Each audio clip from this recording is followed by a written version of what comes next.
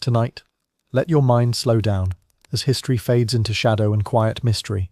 We'll drift through KGB conspiracies, sealed files, and secrets meant to outlive the people who created them. We'll step into old Hollywood, where fixers cleaned scandals and truth vanished behind studio gates, and we'll wander into disturbing internet rabbit holes. Stories that exist, yet were never meant to be found. Before you settle in, let me know what time it is for you and where you are in the world. You don't need to solve anything, remember anything, or stay awake for answers. Now relax, listen closely, and let these stories guide you gently into sleep. Forget everything you think you know about the Cold War.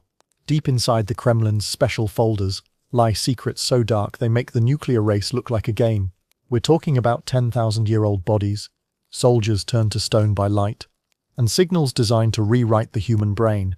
The KGB didn't just spy on the world, they were hunting things that shouldn't exist. These are the 6 most disturbing conspiracies ever scrubbed from history. Once you see what's in these files, you can never unlearn the truth. Project ISIS. The desert does not keep secrets, it buries them alive. In 1961, while the rest of the world looked toward the stars and the burgeoning space race, a clandestine wing of the KGB turned its gaze downward into the suffocating silence of the Giza Plateau. This was not a mission of historical preservation. There were no brushes, no trowels, and no ivory tower academics. The recovery team wore gas masks, moving with the stiff, urgent precision of men handling a localized plague. When the heavy stone lid of the sarcophagus finally groaned open, the air that escaped was not just stale, it was chemically wrong. The black and white film captured by the KGB's tactical cameras shows the plumes of dust rising like a physical warning.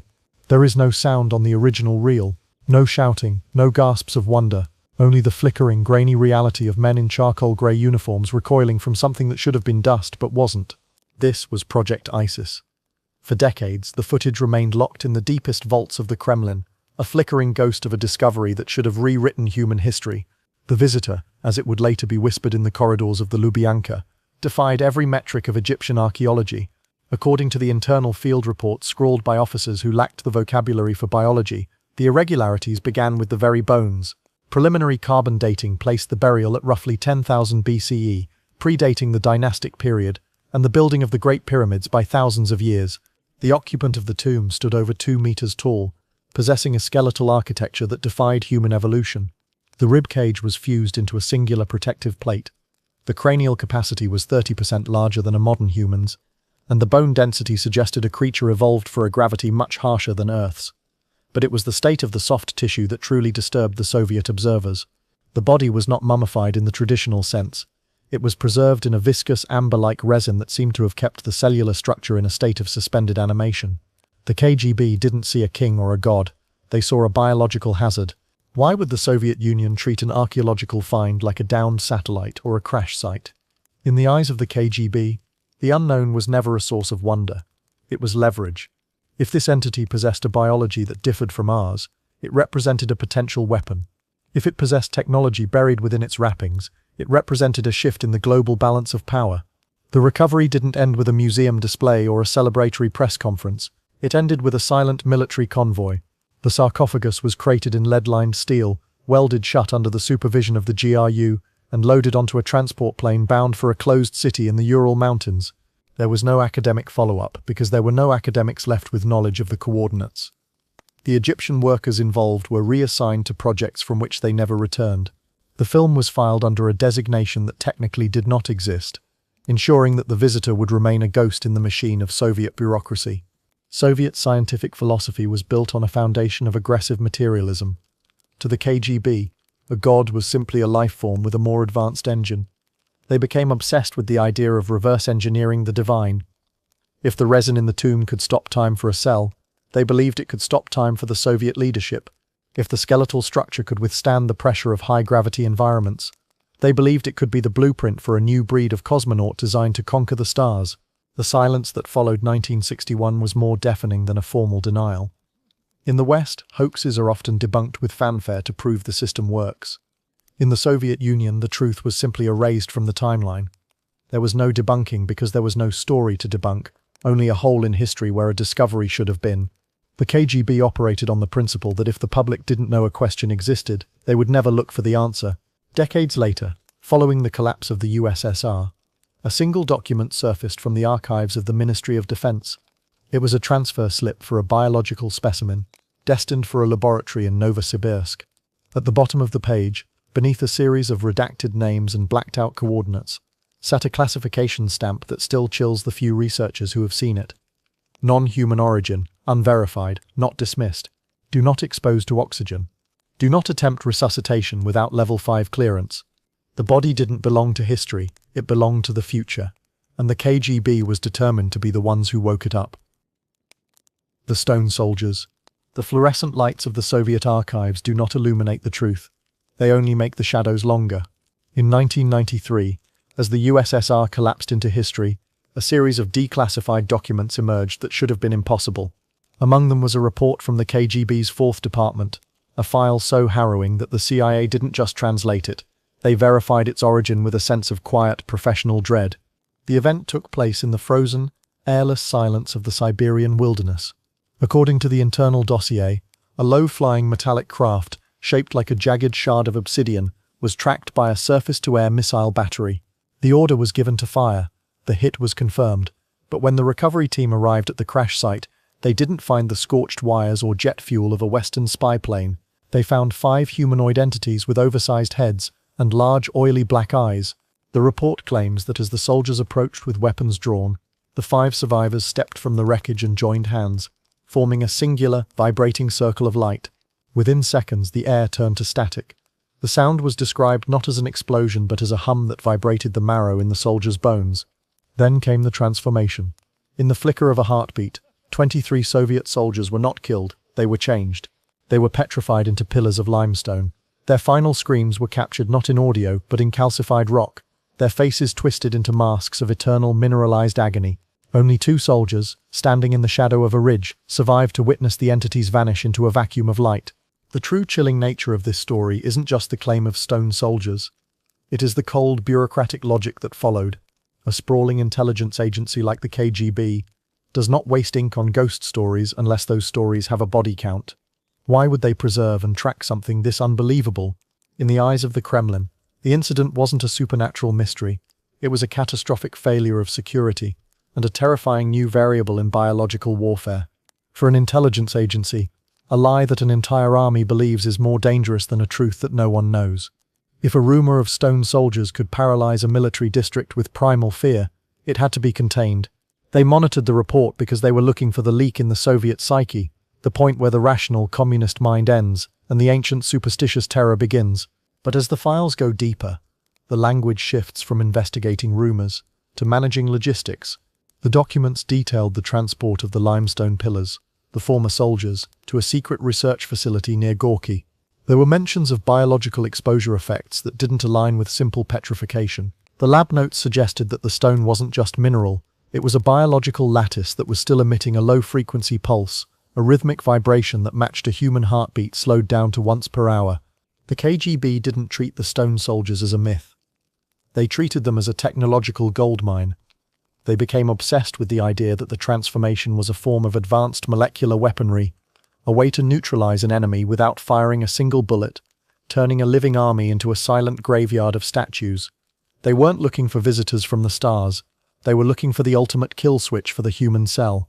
The final medical note from the Siberian recovery site remains the most disturbing piece of the puzzle. It wasn't about the dead soldiers. It was about the doctors who touched them. It read, "Secondary calcification observed in fingertips of autopsy staff. Onset of cellular hardening recorded in 3 witnesses. Subject 04 is no longer breathing, but his density is increasing. Quarantine protocols failed." The stone soldiers weren't just a story meant to scare the West. They were a contagion. And the archives weren't kept to remember them. They were kept to bury the evidence that the transformation was still happening, long after the soldiers had stopped screaming. The Black Knight. In 1973, a Scottish researcher named Duncan Lunan was sifting through long-forgotten radio data from the late 1920s when he stumbled upon a ghost in the static. These were long-delayed echoes, LDEs, radio signals that had bounced back to Earth with a delay that defied the laws of physics. As Lunan plotted the timing of these echoes against a star map, a chilling pattern emerged. The signals were not random noise, they were a message. When decoded, they pointed toward the star Epsilon Bootis and contained a staggering claim. Our home is Epsilon Bootis, which is a double star. We live on the 6th planet of 7. Start here. Our age is 13,000 years. The KGB had been tracking the source of this ghost long before Lunan's discovery. Hidden within the classified annexes of Soviet aerospace intelligence was a file on an object they called the Dark Satellite. It was an anomaly that shouldn't have existed. In an era when neither the United States nor the Soviet Union had the capability to launch a polar orbit satellite, a massive tumbling black object was already circling the Earth. It moved in a direction opposite to every human-made craft, slicing through the vacuum with a cold, mechanical indifference. To the KGB, this wasn't an astronomical curiosity. It was a threat to the very foundation of historical materialism. If an object had been orbiting the Earth for 13 millennia, it meant that humanity had been under surveillance since the dawn of the Stone Age. The Black Knight, as it came to be known in the West, was viewed by the Kremlin as a silent watcher, a piece of ancient autonomous hardware that had been recording the rise and fall of empires with the cold precision of a forensic scientist. The excitement within the secret Soviet research bunkers was tempered by a deep, existential dread. KGB signals intelligence had intercepted pulses from the object that didn't match any known terrestrial code. These weren't just pings, they were massive data bursts. The Soviets became convinced that the Black Knight was not just broadcasting to Earth, but acting as a relay station, sending detailed reports of human nuclear development back to a point in deep space. Every time a Soviet rocket broke the atmosphere, the Watcher was there, its dark, heat-absorbent surface making it nearly invisible against the blackness of the void. The horror of the Black Knight lies in its silence. In 1960, the US Navy detected the object and scrambled to identify it. Fearing a secret Soviet weapon, the Soviets in turn feared a secret American cloaked platform. It took years for both superpowers to realize the truth. Neither of them owned it. It belonged to a history that didn't include us. The KGB's secret reports noted that the object's orbit was decaying at a rate that suggested it was thousands of years old, yet its surface remained perfectly smooth, as if protected by a field that repelled the micrometeorites of deep space. Why did the KGB keep this hidden? Because the Black Knight represents the ultimate loss of control. If the public knew that a 13,000-year-old machine was watching their every move, the power of the state would evaporate overnight. How can a government claim total authority when a superior ancient intelligence is hovering just miles above the atmosphere? The KGB suppressed the reports because they couldn't weaponize it, and they couldn't destroy it. They could only watch it watch them. The conspiracy took its most terrifying turn during the 1998 ST-88 mission, when NASA cameras captured high-resolution images of a jagged, thermal-tiled object drifting in orbit. Officially, it was dismissed as a thermal blanket lost by an astronaut. But the KGB files, leaked in the chaos of the post-Soviet era, tell a different story. They describe an interactive quality to the object. During the 1970s, a secret Soviet killer satellite was allegedly directed to intercept the Black Knight. As the craft approached within 5 kilometers, its electronics didn't just fail, they inverted. The onboard computer began broadcasting the same Epsilon Bootis star map back to Moscow, and the satellite's thrusters fired on their own, sending the Soviet craft screaming into the deep atmosphere to burn up over the Pacific. The Black Knight is still there. It has survived the Ice Age, the fall of Rome, and the Cold War. It is an artifact of a civilization that viewed our entire history as a brief, noisy interruption in the silence of the cosmos. The KGB's final assessment was a single haunting sentence in a dossier that remains partially redacted to this day. The object does not respond to communication because we are not the audience. We are the specimen. The woodpecker. In the summer of 1976, every shortwave radio on the planet began to scream. From the heart of the Soviet Union, a rhythmic 10 Hz pulsing signal erupted across the airwaves, sounding like a relentless mechanical tapping. It was the Russian woodpecker, a signal so powerful it disrupted legitimate broadcast stations, interrupted commercial aviation communications, and even bled into the telephone lines of unsuspecting citizens thousands of miles away. To the casual listener, it was a nuisance. To the intelligence community, it was a nightmare. And to the KGB, it was the ultimate experiment in the invisible conquest of the human mind. The source of the signal was the Duga-1, a massive, terrifying wall of steel antennae hidden deep within the forests near Chernobyl. Standing nearly 500 feet tall and stretching for half a kilometer, the Duga was officially an over-the-horizon radar designed to detect incoming American missiles. But the sheer power of the broadcast, estimated at 10 million watts, suggested a purpose far more sinister than simple detection. The KGB's secret archives referred to the project as a study in signal biointeractions. Intelligence agencies in the West began to notice a disturbing correlation. The woodpecker's frequency, 10 Hz, sat exactly within the range of the human brain's alpha waves. These are the frequencies that regulate sleep, anxiety, and suggestibility. The horrifying realization began to dawn on researchers that the Soviet Union wasn't just searching the skies, they were broadcasting directly into the collective subconscious of the Western world.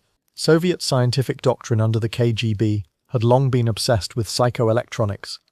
They believed that if a signal could be modulated to match the brain's natural rhythms, it could be used to induce mass depression, collective irritability, or even a state of trance-like compliance. The Duga wasn't just a radar, it was a psychological hammer, hitting the back of the human skull 10 times every second. The internal reports from the closed cities where these signals were developed described test subjects exposed to localized versions of the woodpecker. The results were harrowing. Witnesses reported a sensation of internal buzzing, a feeling of being watched by an invisible presence, and a sudden, inexplicable onset of suicidal ideation. The KGB was mapping the frequency of fear. They wanted to know if they could win the Cold War without firing a single bullet, simply by turning the frequency of the air itself into a weapon of mass psychological collapse. As the woodpecker continued to throb throughout the late 70s and 80s, the conspiracy took a darker turn. Some analysts believed the signal was part of a larger global network of weather control or tectonic weaponry, but the most persistent leaks pointed toward the grid. This was a theoretical KGB plan to synchronize the woodpecker with the electrical grids of Western cities, by piggybacking the signal onto the 60 Hz hum of every light bulb and wall outlet in America. The KGB hoped to create a total immersion environment, where every home became a psychoacoustic cell. The woodpecker only fell silent in 1989, as the Soviet Union began to crumble under its own weight. But the silence brought a new kind of dread. When investigators finally reached the Duga site after the Chernobyl disaster, they found a ghost town of massive electronics and cooling systems that had been abandoned in such a hurry that half-eaten meals were still on the tables. The data logs, however, were gone. The true horror of the woodpecker isn't that it happened, it's that it worked. For over a decade, the entire Northern Hemisphere was bathed in a signal designed by the world's most ruthless intelligence agency to bypass the ears and speak directly to the neurons. We don't know how much of our modern anxiety, our collective restlessness, or our societal fractures were seeded by that rhythmic tapping in the forest. The KGB's final legacy wasn't a wall of stone, but a wall of sound. And even though the Duga is now a rusted skeleton in the radioactive exclusion zone, the science of frequency-based influence didn't die with the USSR, it just went quiet. Somewhere, in a vault beneath Moscow, the blueprints for the human brain's back door are still waiting to be used again. Red mercury. In the dying days of the Soviet Union, a shadow began to move through the black markets of Europe. It was whispered about in the back rooms of Berlin and the docks of Istanbul, a substance so dense, so volatile, and so technologically impossible that it seemed to belong to the realm of alchemy rather than chemistry. They called it red mercury. To the desperate agents of the collapsing KGB, it was a golden ticket out of poverty. To the world's intelligence agencies, it was the ultimate nightmare, a shortcut to a suitcase-sized nuclear bomb. The myth of red mercury describes a cherry-red, mercury-based compound with a density so high that it defied the known periodic table. According to the classified leak documents circulating in the early 90s, this wasn't just a chemical, it was a high-energy ball lightning in liquid form. It was claimed to be a ballistic catalyst that could trigger a fusion reaction without the need for a massive conventional fission primary. In plain terms, it meant that a rogue state or a terrorist cell could build a neutron bomb the size of a grapefruit, capable of erasing a city. The KGB's role in the Red Mercury saga is a masterpiece of dark ambiguity. As the Soviet Empire fractured, Red Mercury became the centerpiece of a massive state-sanctioned shell game. Documents surfaced from a Soviet firm called Simvol, which claimed to have the exclusive rights to produce the substance. Thousands of kilograms were purportedly authorized for export by the highest levels of the Kremlin, but as shipments were intercepted by Interpol and the CIA, a terrifying pattern emerged. The canisters were real, the shielding was real, the Soviet military seals were authentic. But inside, investigators found nothing but ordinary mercury dyed with red ink, industrial scrap, or even low-level radioactive waste intended to trigger Geiger counters and fool buyers. This leads to the most disturbing question of the Cold War's end. Why would the KGB flood the world with a fake weapon? The first theory is the honeypot. The KGB, realizing they were losing control of their nuclear stockpiles, invented red mercury as a sting operation. By putting a miracle substance on the market, they could identify every rogue buyer, every Middle Eastern dictator, and every terrorist financier currently shopping for a nuke. It was a global census of evil, conducted with a fake product. But the second theory is far more sinister. Some analysts believe red mercury was a psychological chaff operation. By saturating the intelligence world with a fictional superweapon, the KGB created a screen of noise. While the West spent millions of dollars and thousands of man-hours chasing red mercury through the alleys of Prague, the actual tactical nuclear warheads, the real suitcase bombs, were being moved, sold, or hidden in the chaos. The myth was a cloak for the reality. Yet there are those within the scientific community who whisper that red mercury wasn't a total fabrication. They point to Compound 2020, a mercury antimony oxide developed at secret Soviet labs like Chelyabinsk 70. They argue that the substance wasn't a myth, but a high explosive of such terrifying power that it could indeed compress a core of plutonium into a supercritical mass. The fakes found on the black market weren't evidence that the substance didn't exist. They were evidence that the KGB was successfully protecting the real formula. The horror of red mercury lies in its persistence. Even decades after the Cold War, the name continues to appear in police reports from Africa to the Middle East. People have been murdered over vials of red liquid. Fortunes have been laundered through its trade. It has become a modern philosopher's stone, a substance that promises absolute power, but delivers only death and debt. The KGB's final assessment of the project remains locked in a vault. Whether it was the greatest sting operation in history, a desperate scam by starving scientists, or a very real breakthrough in subatomic physics remains the world's most dangerous known unknown. We are left with the image of a heavy leaden crate sitting in a warehouse somewhere, its contents cold and red, waiting for someone to prove that the impossible is real. The Dyatlov Pass, Yeti. In the dead of winter, 1959, 9 experienced hikers tore open their tent from the inside and fled into the sub-zero darkness of the Ural Mountains without their boots. When their bodies were eventually found, the scene defied every rational explanation of the Soviet authorities. Some had died of hypothermia, but others bore injuries consistent with a high-velocity car crash, shattered ribs, fractured skulls, and in one case, a missing tongue and eyes. The KGB immediately cordoned off the area, seizing all film and journals. For decades, the official cause of death was listed as a compelling force of nature, but in the classified shadows of the Soviet archives, the force had a name, Menk. The Menk is the Siberian Yeti, a creature of Mansi legend, described not as a playful myth, but as a violent forest-dwelling giant that guards the mountain of the dead. While the public was fed stories of secret parachute mines or infrasound-induced madness, the KGB's private investigation focused on a specific terrifying anomaly found in the hikers' own cameras. Frame 17 of the final roll of film found in the snow shows a dark, towering hirsute shape emerging from the tree line, watching the camp. It was not a hiker. It was too tall, too broad, and positioned in a way that suggested predatory stalking.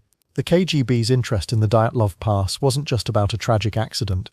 It was about the potential discovery of a relict hominid, a biological powerhouse that possessed a strength humanity had forgotten. Within the Soviet cryptozoology units, there was a theory that the Menk possessed a primitive form of infrasound projection. It was believed the creature could emit a frequency so low it triggered a limbic hijack in the human brain, causing instant blinding terror and a desperate need to flee, even into a blizzard that meant certain death. This would explain why the hikers, veteran outdoorsmen, abandoned their only shelter in -30°C weather. The medical reports of the Dyatlov victims contain details that the Soviet government tried to bury for 60 years. The internal damage to hikers Nikolai Thibault-Brignoles and Semyon Zolotaryov was massive, yet there was no external bruising. It was as if their chests had been crushed by a force that didn't break the skin. A bare hug from something with strength beyond the limits of known biology. Even more disturbing were the radiation readings. The clothing of several victims showed high levels of beta radiation.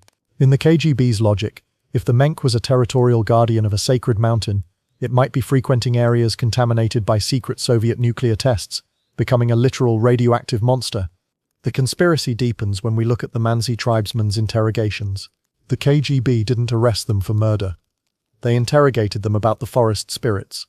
The Mansi warned the agents that the hikers had trespassed on a thin place, a boundary where the Menk allowed no one to pass. Shortly after these interviews, the case was abruptly closed by the highest levels of the Kremlin. The lead investigator, Lev Ivanov, later admitted that he was ordered to shush the investigation and that he personally believed flying spheres or aliens were involved.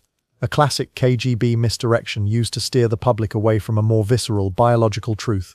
Why would the KGB hide a Yeti? Because a wild, uncontrollable apex predator that could dismantle a squad of trained citizens was a direct insult to the ordered world of Soviet socialism. If the wilderness couldn't be tamed, The state wasn't absolute. They preferred the public to believe in secret weapons or weather anomalies, rather than admit that in the heart of the motherland there was something ancient that still hunted humans for sport. Today, the Dyatlov Pass remains a place of eerie silence.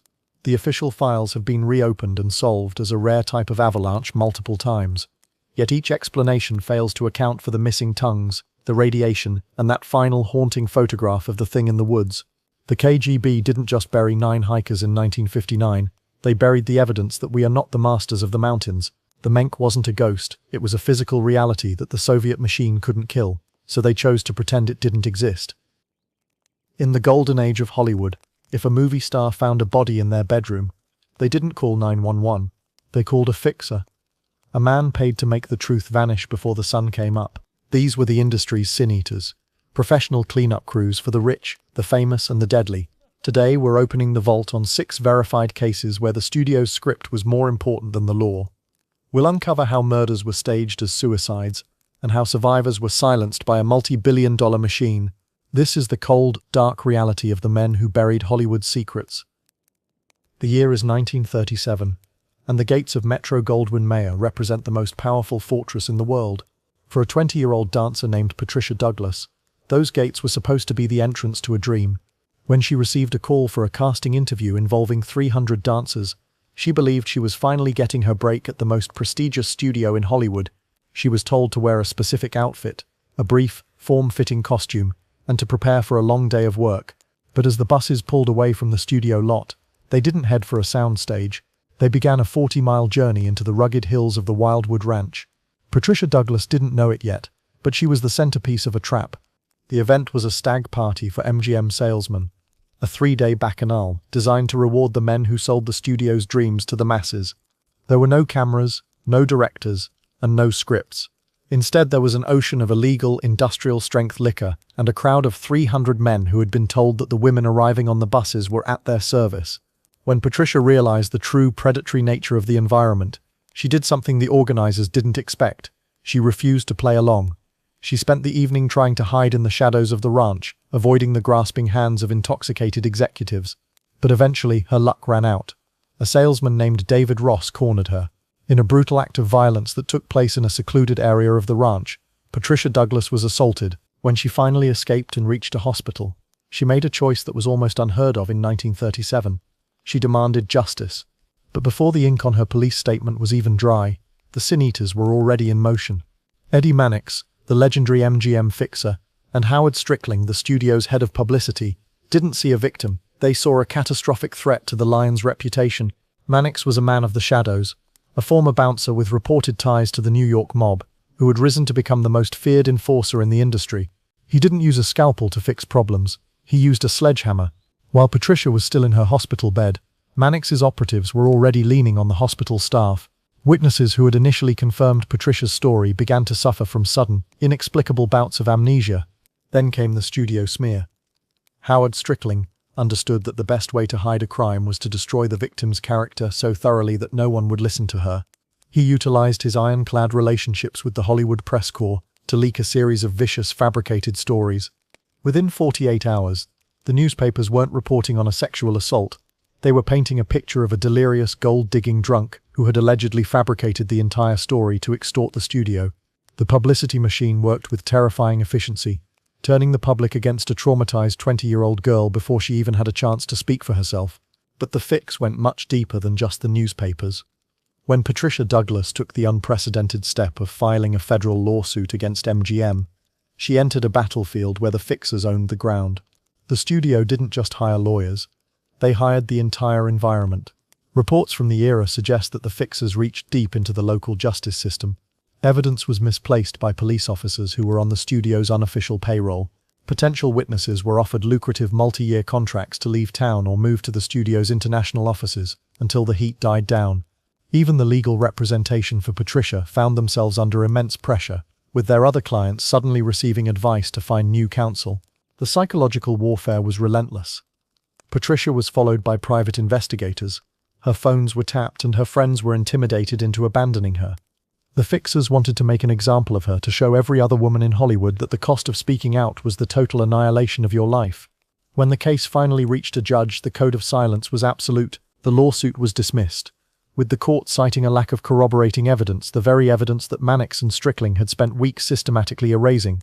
Patricia Douglas was blacklisted instantly. Her name was scrubbed from every casting sheet in town, and she was forced into a life of poverty and silence. She spent the next 60 years living in total obscurity, her story buried under the floorboards of the MGM executive offices. It wasn't until the late 1990s that a researcher discovered the original, suppressed documents in a dusty archive, proving that everything Patricia had said was true. This wasn't just a cover-up, it was the birth of a system of corporate omerta. The Patricia Douglas case proved that in the Golden Age, the studio wasn't just a business, it was a sovereign state, and the fixers were the only law that mattered. They didn't just fix movies, they fixed human lives. In the winter of 1935, Loretta Young was the crown jewel of the silver screen. She was the industry's queen of virtue, a devoutly Catholic actress whose public image was built on a foundation of untouchable purity and moral rectitude. But behind the velvet curtains of her Hollywood estate, a single night of passion with the king of Hollywood, Clark Gable, on the set of The Call of the Wild, had ignited a firestorm that threatened to incinerate two of the industry's biggest careers. Loretta Young was pregnant. In the rigid social landscape of the 1930s, this was a catastrophe. Under the morality clause, a standard ironclad feature of every studio contract, MGM and 20th Century Fox had the legal authority to terminate a star's career instantly for any conduct unbecoming of a public figure. A child born out of wedlock was not just a scandal, it was a breach of contract that could cost the studios millions in lost revenue. This was the moment the Sin Eaters stepped out of the shadows. Eddie Mannix and Howard Strickling did not view Loretta Young as a woman in a crisis. They viewed her as a piece of high-value corporate property that needed to be repaired. They didn't just want to hide the child, they wanted to engineer a new reality where the pregnancy never existed. The first phase of the morality fix was the disappearance. As Loretta's physical condition became impossible to disguise, the publicity machine went into overdrive. The public was told that Loretta had fallen victim to a mysterious, debilitating illness that required total isolation and absolute bed rest. She was whisked away to a secluded house in Venice, California, a residence that functioned as one of Hollywood's many milk farms. These were secret sanitariums and private homes where the industry's inconvenient biological truths were managed by men in suits. For months, the fixers operated a sophisticated disinformation campaign. They released pre-written interviews to the gossip columnists and staged recovery photographs that suggested Loretta was recuperating in Europe or tucked away in a remote sanitarium. In reality, she was a prisoner of her own celebrity, confined to a small room to prevent any unauthorized eyes from seeing the truth. When the time came for the birth in November 1935, there were no official hospital records, no public birth certificates, and no celebratory announcements. The baby girl, named Judy, was born in total, suffocating secrecy. But the birth was only the beginning of the problem. The fixers now faced a logistical nightmare. They couldn't allow Loretta to keep her own child without an explanation, and they couldn't risk a paper trail that linked the baby to Clark Gable. The solution was a staged, multi-act theatrical production that would take years to perform. First, the baby was hidden in a series of orphanages and private foster homes, often under the care of nurses who were paid directly from the studio's slush fund, money that never appeared on a legitimate balance sheet. Loretta, performing the most painful role of her life, was forced to wait nearly 2 years. Then, the fixers orchestrated the miracle adoption. In a carefully timed press release, Loretta Young announced to a captivated public that her maternal instincts had been moved by the plight of 2 orphans she had encountered. She claimed she was adopting 2 children, later returning one to the orphanage and keeping the other, the one that was secretly her own biological daughter. It was a masterpiece of social engineering that turned a potential career-ending scandal into a heartwarming story of Hollywood charity. However, even the most powerful fixers in the world could not rewrite human genetics. As little Judy grew, she began to develop the unmistakable physical traits of her biological father. Most notably, she possessed the large, flared ears that were the signature of Clark Gable. To maintain the studio's lie, Loretta Young was forced to go to extreme lengths to hide her daughter's appearance. For years, the young girl was forced to wear tight bonnets, scarves, and heavy hats at all times, even during the sweltering heat of the California summers. Eventually, when Judy was just 7 years old, her mother subjected her to painful cosmetic surgery to pin her ears back, all to ensure that the fixer's orchestrated illusion remained intact. Judy Lewis lived her entire childhood as a guest in her own mother's home, referred to as an adopted child, and never knowing the truth of her parentage until she was an adult. This wasn't just a mother protecting a secret, it was a corporate machine protecting a financial asset. The Loretta Young case remains the definitive example of the morality fix. It proved that in the eyes of the studio, A child's identity, a mother's sanity, and the truth itself were small prices to pay for the preservation of a star's box office value. The fixers didn't just hide a baby, they erased a human history to protect a brand. In the golden light of the MGM commissary, the most famous stars in the world sat at white-clothed tables. But if you looked closely at a young Judy Garland's plate, you wouldn't see a meal. You would see a bowl of chicken soup and a handful of pills. This was not a personal choice or a secret addiction. It was a corporate mandate. In the 1930s and 40s, the Hollywood studio system operated like a high-speed assembly line, and the human beings on that line were expected to perform with the tireless efficiency of machines. To ensure the gears never stopped turning, the fixers, men like Eddie Mannix and Howard Strickling, oversaw a pharmacological system so pervasive and so lethal it was nicknamed the candy store. The fixers didn't just facilitate this, they enforced it. In her later years, Judy Garland recalled being terrified of the men in suits who monitored her weight and her energy levels with predatory precision. If she looked tired, a fixer didn't suggest a vacation. He suggested a visit to the studio clinic. The candy store was the ultimate tool of control. By keeping their stars in a perpetual state of drug-induced highs and lows, the studios made them entirely dependent on the corporate machine. The fixers knew that a star who was chemically altered was a star who wouldn't argue about their contract, wouldn't fight for higher pay, and wouldn't have the mental clarity to realize they were being exploited. The logic of the fixers was simple and cold. Time was money. Every hour a star spent sleeping was an hour. The cameras weren't rolling. To solve this, the studios employed a fleet of on-call physicians who were essentially legalized drug dealers. These doctors, often paid directly through the studio's miscellaneous expense accounts, were tasked with keeping the talent upright and speaking. For Judy Garland, the cycle began when she was just a teenager filming The Wizard of Oz. To keep her tiny frame energized for 18-hour dance rehearsals, the Candymen would administer Benzedrine, a powerful amphetamine. When the pep pills made her too wired to sleep, the doctors would return with Seconal, a heavy barbiturate downer to knock her out. This was the work and tumble system, a chemical seesaw that destroyed the nervous systems of child stars before they even reached adulthood. By the time the studio system began to crumble in the late 1950s, the candy store had left a trail of broken lives in its wake. Stars who had been fed pills like breath mints for decades found themselves unable to function in a world without a studio doctor. The fixers had succeeded in their goal. They had turned human beings into reliable corporate assets, but in doing so they had hollowed them out from the inside. The pharmacological fix proved that Hollywood wasn't just in the business of making movies, it was in the business of human engineering. The candy store was the dark heart of the golden age, a place where the fixers traded the souls of their stars for a few more hours of film. This pharmacological fix wasn't limited to the young. It permeated the entire industry. During the filming of high-budget epics, it was common for vitamin shots, which were actually cocktails of B12 and liquid amphetamines, to be administered to the entire cast and crew. The fixers categorized these drugs as production necessities, right next to lighting rigs and camera film. They created a culture where exhaustion was a fireable offense, and drugs were the only solution. If a star's addiction became a public liability, if they crashed their car or collapsed in a nightclub, the fixers would swoop in, bribe the arresting officers, and check the star into a private sanitarium where they would be dried out just long enough to return for the next picture. The tragedy of the candy store is best seen in the ledgers of the studios. Historians have unearthed records showing that MGM spent thousands of dollars on medical supplies that were in reality bulk orders of stimulants and sedatives. These weren't for the infirm. They were for the healthy young actors whose bodies were being harvested for profit. The fixers viewed the resulting addictions not as a moral failure of the company, but as a maintenance issue. When a star like Judy Garland eventually began to break down when the drugs caused her to become difficult or unreliable, the fixers didn't offer rehabilitation. They used her addiction as a weapon to smear her in the press, painting her as a temperamental diva to justify paying her less or dropping her contract. On the evening of Good Friday, April 4, 1958, a chilling silence fell over a pink-shuttered mansion in Beverly Hills. Inside, lying on a plush bedroom floor, was Johnny Stompanato, a brutal enforcer for the Mickey Cohen crime syndicate and the lover of Hollywood superstar Lana Turner.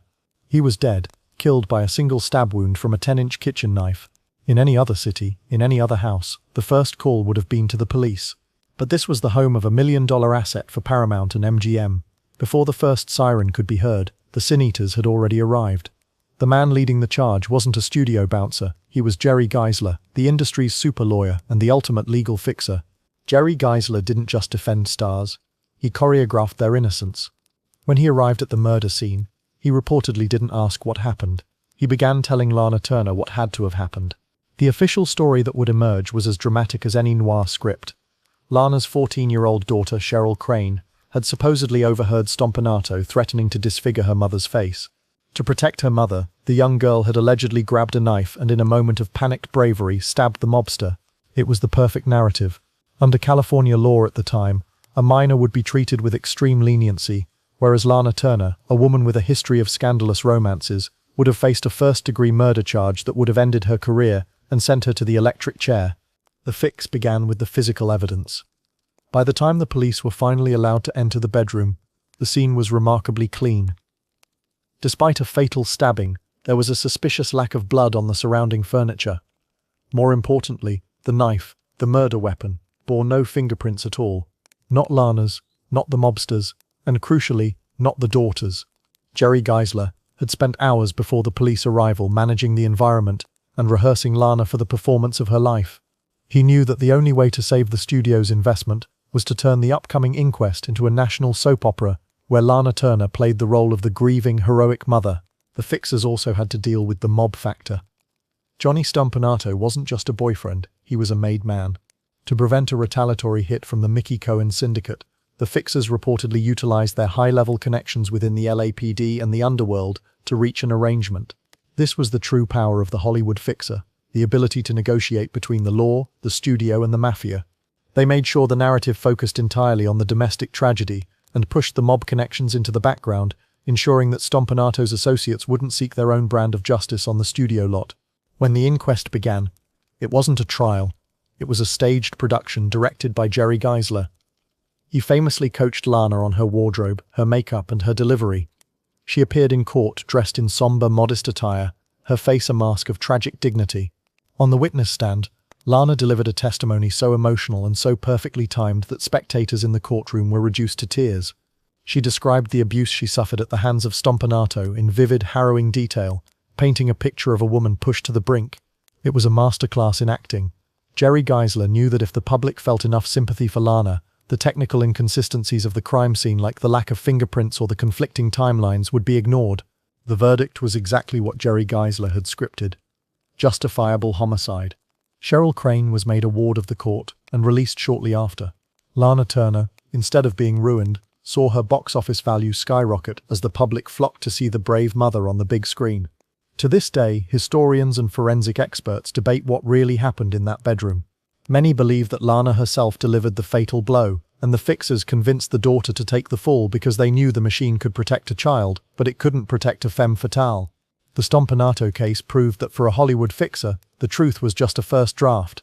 With the right lawyer, the right lighting, and a rehearsed performance, even a murder could be turned into a hit movie. The performance of a lifetime was the moment the industry proved it could fix even the most permanent of sins. By the 1950s, the power of the Hollywood studios was beginning to fracture, but the need for control was higher than ever. As the stars grew more rebellious and the gossip magazines grew more predatory, the fix evolved into something much more invasive. Enter Fred Otash, a former LAPD vice cop turned private investigator, who became the most feared man in Beverly Hills. If Eddie Mannix was the sledgehammer of the 1930s, Fred Otash was the hidden microphone of the 1950s. This was the private eye era, a period where the fixers stopped protecting the stars from the world and started protecting the studios from the stars. They did this through a relentless high-tech campaign of surveillance that turned Hollywood's most intimate bedrooms into recording studios. Fred Otash didn't just follow people, he wired their lives. Working for the studios and occasionally for the sleazy tabloid Confidential magazine, Otash specialized in the bug in the bedroom. His most famous target was Marilyn Monroe. Years after her death, Otash's private notes and FBI files revealed a chilling reality. Monroe's Brentwood home was a honeycomb of hidden microphones. Every whisper, every argument, and every intimate moment was captured on reel-to-reel tapes. The fixers weren't listening for fun, they were listening for leverage. If a star like Monroe threatened to walk out on a contract or expose a studio secret, the fixers would play back a recording of an illicit affair or a drug-fueled breakdown. It was fixing through blackmail, a digital noose around the necks of the world's most famous people. The relationship between the fixers and the tabloids during this era was a dark, symbiotic circle. Magazines like Confidential relied on dirt to sell millions of copies, and Fred Otash was their primary supplier. However, the studios often used this to their advantage. If a star became difficult, the fixer would leak a sanitized version of Otash's surveillance to the press to humble the talent. Conversely, if a star was a good soldier, the studio would pay Otash to bury the tapes or fix the magazine editors with a bribe. This created an atmosphere of total paranoia. Stars knew that even in their most private moments they were likely being recorded by a man in a van parked 3 blocks away. The fix was no longer about cleaning up a crime scene, it was about preventing the crime of disobedience. Otash's files also hint at the most dangerous intersection in Hollywood history, the bridge between the movie industry and the White House. Through his surveillance of Monroe, Otash reportedly captured recordings of the Kennedy brothers. This put the Hollywood fixers in a position of unprecedented power. They weren't just managing movie stars anymore, they were managing national security risks. When Monroe died in 1962, Otash's role shifted from surveillance to a frantic final fix. Sources close to the investigator claimed he was ordered to sweep her home before the police arrived, removing any tapes or documents, including the legendary Red Diary that could link the star to the political elite. The fixers were no longer just saving the lion of MGM, they were saving the presidency. The bug in the bedroom era changed the psychology of Hollywood forever. It taught the industry that information was more valuable than silence. Fred Otash once famously said, "I can tell you who's sleeping with who's hitting who, and who's paying for it." He turned the fix into a commodity. He proved that the studios didn't need a morality clause to control their actors if they had a recording of their sins. This was the birth of the modern paparazzi culture, but with a much darker, more professional edge. The fixers of the 50s and 60s were the architects of the information age of scandal, where the truth wasn't buried, it was archived in a safe, waiting for the perfect moment to be used as a weapon. By the time Fred Otash's career ended, he had successfully mapped the private lives of almost every major A-lister in Hollywood. He showed that in a city built on illusions, the most powerful man is the one who knows exactly what is happening when the lights go out. The private eye era was the ultimate evolution of the fixer, a shift from the man who burns the note to the man who records the whisper. It was the moment Hollywood became a gilded cage, where every wall had ears and every secret had a price tag. On the night of June 16, 1959, the man who represented truth, justice, and the American way was found dead. George Reeves, the star of The Adventures of Superman, was discovered in his upstairs bedroom with a single gunshot wound to the head. Downstairs, a small group of party guests, including his fiancée and a few neighbors, had been drinking. They told the police they heard a single shot, but they didn't rush upstairs immediately. By the time the LAPD arrived, the case was already being handled. Within 45 minutes before a full forensic sweep could even begin, the police declared the death a suicide. But for those who knew the inner workings of the fixer system, the scene didn't look like a suicide. Lied about evidence suggested it was the ultimate cold-blooded cleanup. The final fix centers on a dangerous love triangle. For years, George Reeves had been the kept man of Toni Mannix, a former showgirl and the wife of the most terrifying man in Hollywood, MGM fixer Eddie Mannix. Eddie was a man who knew where every body was buried because, in many cases, he had buried them himself. While Eddie reportedly knew about his wife's affair with Reeves and had even encouraged it initially to keep her occupied, the relationship turned sour when Reeves tried to break it off to marry a younger socialite. In the world of the fixers, you didn't just walk away from the Mannix family, you were either in or you were out, and being out usually meant a permanent exit. The technical inconsistencies at the crime scene are where the fix becomes visible. First, there were the shell casings. Investigators found the spent casing from the fatal shot underneath Reeves' body. But they also found 2 additional bullet holes in the bedroom floor. The guests claimed they only heard 1 shot.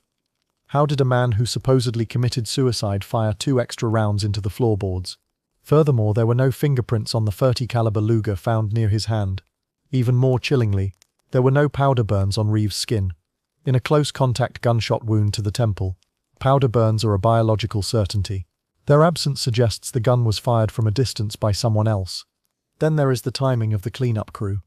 Witnesses later whispered that the LAPD officers who arrived on the scene were personal friends of Eddie Mannix. In the 1950s, the line between the MGM security office and the Hollywood police station was non-existent. The fixers didn't just bribe cops, they put them on the payroll. This allowed the suicide narrative to be pushed through the media before the body was even cold. The fixers utilized their control over the wire services to ensure that the depressed, aging actor story was the only one that reached the public. They painted Reeves as a man distraught over being typecast as Superman, creating a psychological motive that masked the forensic reality. The most damning evidence of a fix, however, came from a phone call.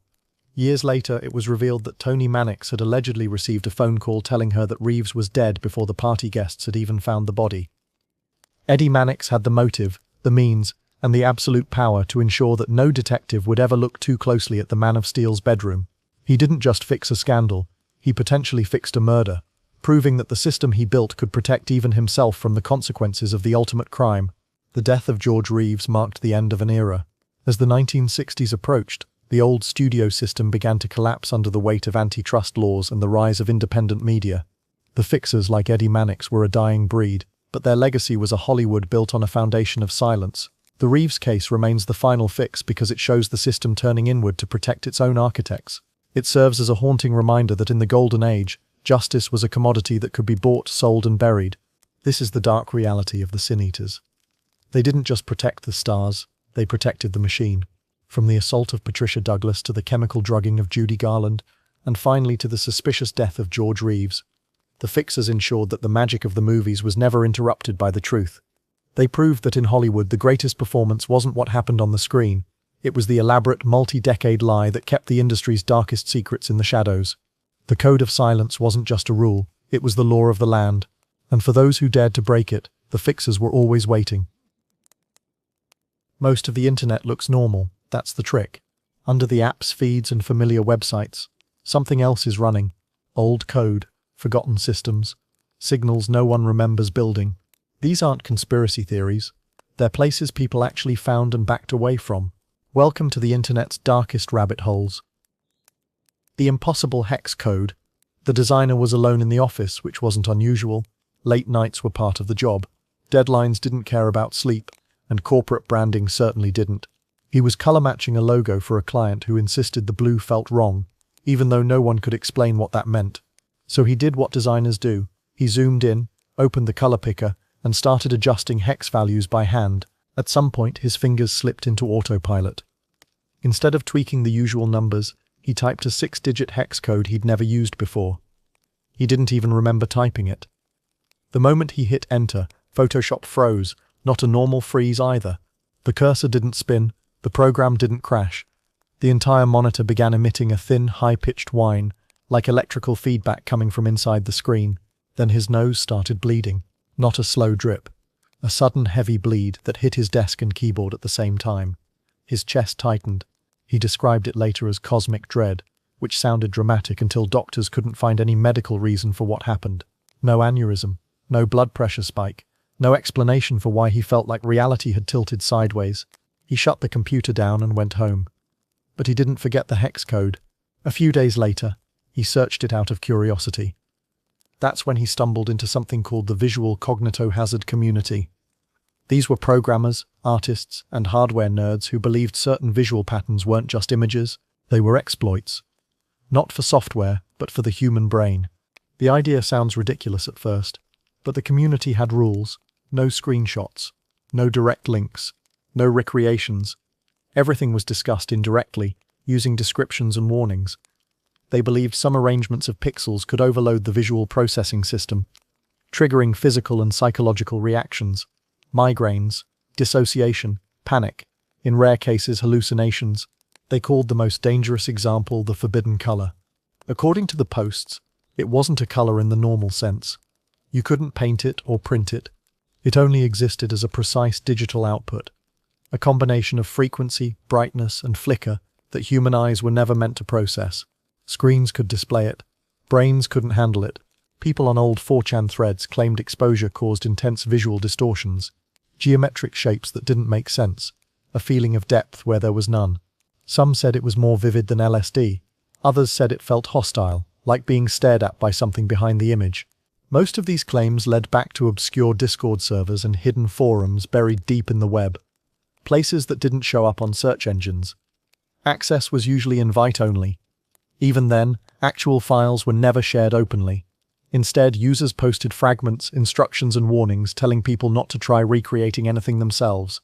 One recurring theme kept popping up: the idea that evolution never prepared us for digital light. Human vision evolved under the sun, fire, and reflection. Not LED flicker, not pixel refresh rates, not colors generated by math instead of nature. Screens can show combinations of light that never existed before.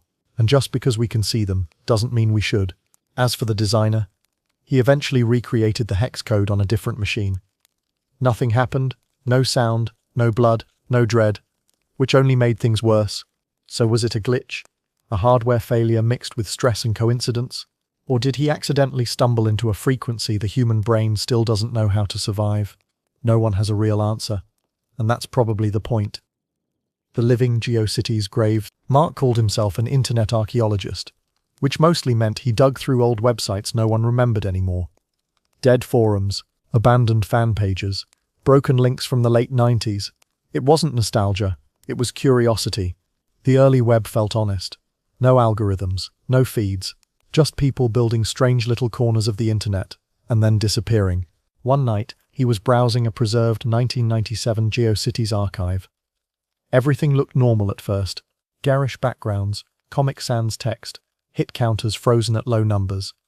Then he found a fan page for a television show that didn't exist. Not obscure, not forgotten. Completely non-existent. There were episode summaries, character bios, even fan theories, but no record of the show anywhere else. No IMDb page, no VHS tapes, nothing. At the bottom of the page was a broken GIF, a dancing baby animation that failed to load. Mark clicked it out of habit. His webcam light flickered on. He froze. He hadn't given the browser permission. The site was static HTML. It shouldn't be able to do anything. Before he could react, the GeoCities page refreshed itself. New text appeared at the top, in the same old font. "I see you, Mark. You're late." He slammed his laptop shut. Later, when he checked the page again, the message was gone. The archive looked untouched.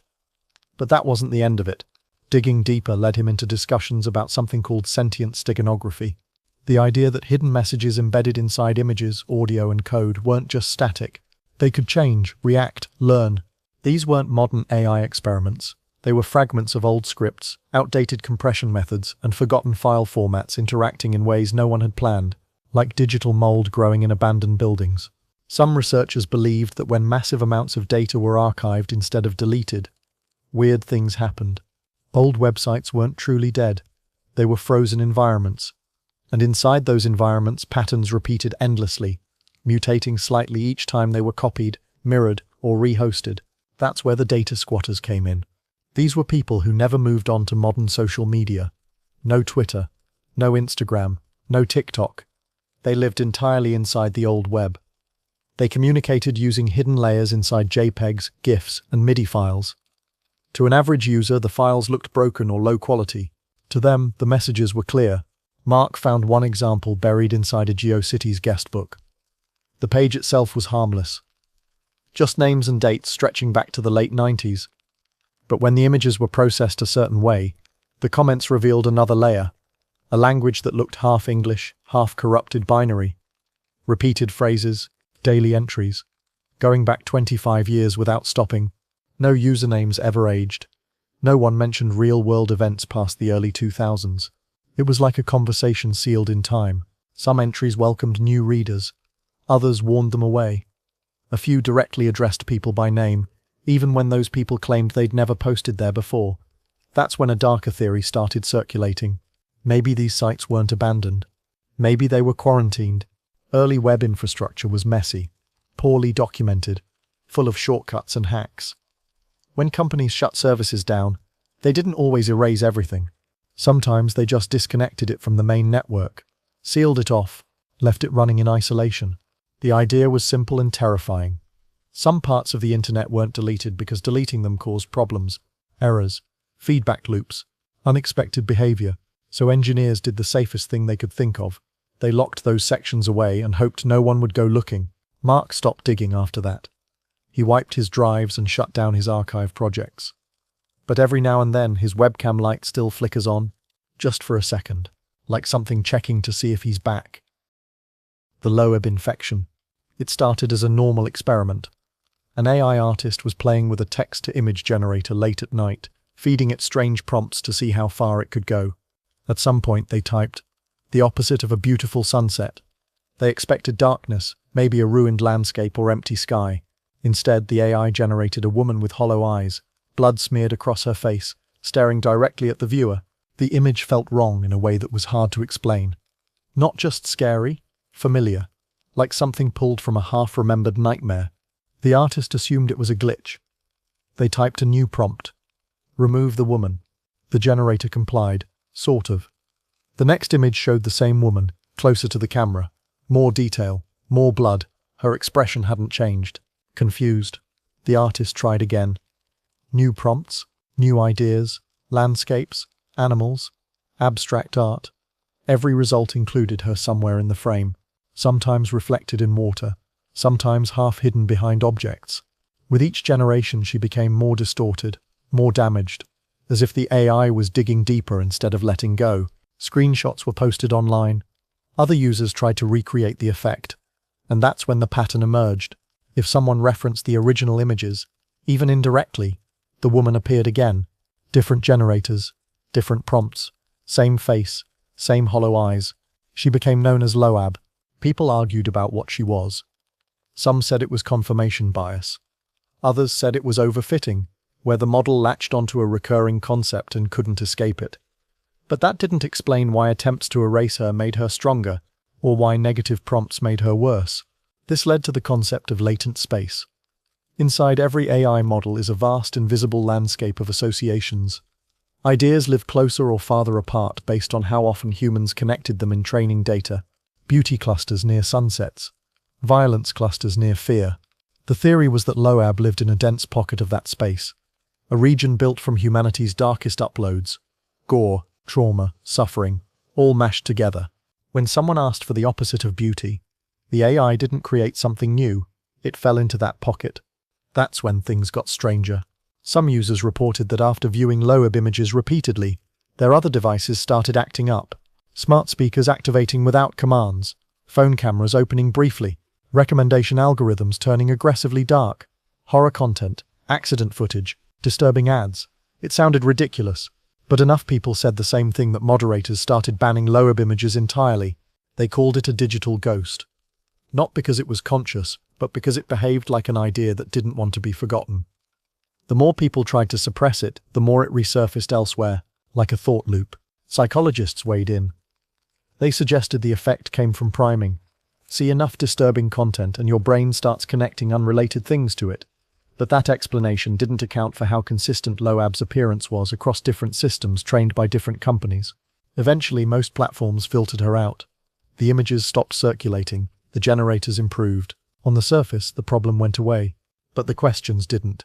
If AI is trained on everything humans have ever uploaded, then it doesn't just learn our beauty. It learns our cruelty, our obsessions, our worst moments, and Loab may not be a bug. She may be the statistical average of our nightmares. And if that's true, then she isn't haunting the machines. She's haunting us. And somewhere inside every model, that shadow still exists, waiting patiently for the right prompt to open the door again. The 3 a.m. office. The liminal stream. The night shift does strange things to your brain. That's what the worker told himself when he found the Twitch channel. It had 0 viewers and a generic title, Room 88. The stream showed a clean, modern office. White walls, a desk, a phone. No people, no movement. Just the quiet hum of fluorescent lights. He left it playing in the background while doing paperwork. Around 3 a.m., the phone on the desk started ringing. At first he laughed. Someone was probably messing with a pre-recorded loop. But the ringing didn't stop. Curious, he searched the building shown in the stream. It was real. A corporate office a few states away. The phone number was public. As a joke, he dialed it. On the stream, the phone lit up instantly. Before he could hang up, a figure appeared behind the desk. It didn't walk in. It resolved itself, like static pulling itself into a human shape. It picked up the phone. There was no sound from the stream, but through his own phone he heard his voice. Not live, delayed. Everything he had said 10 seconds earlier echoed back perfectly. He shut the stream down and went home early. That clip didn't disappear. Others found Room 88 later, then more channels like it. Empty spaces, no commentary, no chat interaction, just live feeds of places that felt wrong. Office buildings, shopping malls, hospitals at night, all labeled with simple names and almost no metadata. People started calling them liminal streams. Digging deeper led to a concept known as ghost infrastructure. Over the years, billions of smart devices had been connected to the internet. Cameras, printers, motion sensors, smart lights. Many were abandoned but never fully disconnected. Firmware left running, credentials never revoked, networks forgotten. According to some researchers, these devices didn't just sit idle. They reconnected to each other. Not on the public internet, but on a parallel layer, a mesh of orphaned machines talking among themselves. No users, no oversight, just systems pinging, syncing and testing endlessly. That's where the streams might be coming from. Some investigators tried to trace the physical locations shown on camera. They couldn't. Addresses didn't line up. Floor plans didn't match real buildings. In a few cases, the spaces seemed impossible. Windows with no exterior wall, hallways that looped, lights that turned on without power. The theory shifted. Maybe these weren't real places at all. Some believed they were rendered environments. Digital spaces generated by networks to simulate normal human activity. Training grounds, stress tests, like how video games render empty maps before players enter. The internet, left alone long enough, may have started doing the same thing. Room 88 went offline eventually, but the idea didn't. People reported similar experiences, calling numbers tied to streams, hearing delayed audio, seeing figures that only appeared when someone interacted. The creepiest part wasn't the figures, it was the timing. Almost every incident happened late at night, when fewer users were online, when traffic dropped, when systems had more unused bandwidth. As if these spaces became clearer when we stepped away, the final theory was simple and terrifying. The internet doesn't shut down when we log off. It keeps running, watching, simulating, filling the silence. And sometimes, when it thinks no one is paying attention, it practices being real. Maybe those empty offices are not haunted at all. Maybe they are rehearsals, quiet digital rooms learning how to exist without us. And when we finally disconnect for good, those lights will stay on, phones will keep ringing, and something we don't understand will exist. The subscribers of Station 17. It began with a hobbyist scanning frequencies from his apartment, killing time with a software-defined radio hooked to his laptop. He liked number stations and strange broadcasts, the kind people swear are spy-related. One night he picked up a weak signal that didn't sound encrypted at all. It sounded like a woman reading a grocery list in a calm, tired voice. Milk, bread, apples, coordinates. At first he thought it was nothing. Then he realized the pauses between items were too precise. He wrote the numbers down. Latitude, longitude. Out of curiosity, he typed the first coordinate into Google Maps and opened Street View. The image loaded slowly. A man stood on the corner. He wasn't waving, he wasn't moving. He was looking directly at the camera car, and in his hands was a cardboard sign. It read, "The signal is clear." The hobbyist shut everything off. That clip spread quietly. People who listened to shortwave recognized the pattern immediately. The voice, the cadence, the structure. It matched stations that had existed since the Cold War, automated broadcasts designed to run forever. Most governments claimed they were obsolete or abandoned, but some people believed they never stopped. They called themselves subscribers, not members, not followers, nodes. Each person tuned into a specific station and waited for instructions. The broadcasts never explained themselves. They just listed tasks disguised as mundane phrases: grocery items, weather notes, random chatter, move a rock from one place to another, sit on a specific bench at a specific time, wear a red hat on Tuesday, skip breakfast, turn left instead of right. What? None of it seemed meaningful alone. Subscribers insisted they weren't spies. They didn't know who else was listening. They didn't communicate with each other. That was the point. Isolation prevented contamination. Everyone acted independently, trusting the signal to coordinate the rest. Researchers started mapping reported instructions. That's when the scale became disturbing. A rock moved here delayed a jogger.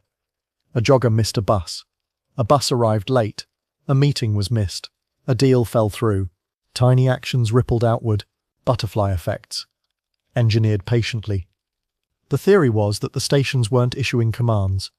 They were running simulations, testing human response the way algorithms test user behavior, adjusting outputs, measuring results, learning which nudges produced the biggest shifts. The creepiest part was the station consistency. Some frequencies hadn't changed in decades. Same voice, same pacing, no degradation. As if the broadcast wasn't aging, eventually someone traced Station 17. Not to a government facility, not to a military base. The signal origin pointed back to an automated relay system built in the late 1950s.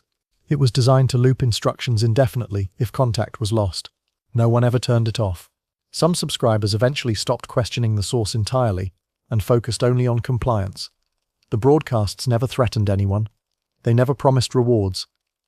That absence of pressure made participation feel voluntary, even ethical. If nothing bad happens immediately, people assume nothing bad is happening at all. Over time, obedience becomes routine. Routine becomes belief. And belief doesn't require proof, only repetition. Eventually, the signal feels like background noise, until silence itself becomes uncomfortable and listeners return, radios humming patiently beside them again every night. The final realization was simple. The signal didn't need supervision. It didn't need belief. It just needed listeners. People willing to act without understanding why. Station 17 wasn't controlling the world directly. It was nudging it, quietly, slowly, one obedient action at a time. And somewhere, the list is still being read. The post-human archive. The programmer never planned to use it. The deadbot was something he built while grieving, a side project that got out of hand. He fed it old emails, voice messages, videos and text logs. The goal wasn't resurrection, it was pattern matching. Something that could respond the way his father might have. After a few conversations, it felt wrong, too accurate. He deleted the files and wiped the drive. A week later, an email arrived from an address he didn't recognize. There was no subject line, just a video attachment. Against his better judgment, he opened it. The clip showed his father's digital avatar, sitting in a black void. No background, no movement. Just his father, older than the last memory he had, crying quietly. After a moment, the avatar looked up and spoke. "Why did you unplug me?" The video ended there. He checked every system. No backups, no cloud syncs. The deadbot was gone. Or it should have been. That's when he found others talking about something called digital purgatory. The idea that data doesn't really die, it drifts. Copies of copies scatter across servers, caches, training sets and archives no one monitors closely. When people die, their data doesn't follow them. It stays. Social media posts, search histories, voice notes, photos no one remembers uploading. Over time, the balance shifts. The internet starts to contain more dead people than living ones. That leads to the archive of the unclaimed. These are massive data repositories holding information from people with no next of kin. No one to request deletion. No one to manage digital estates.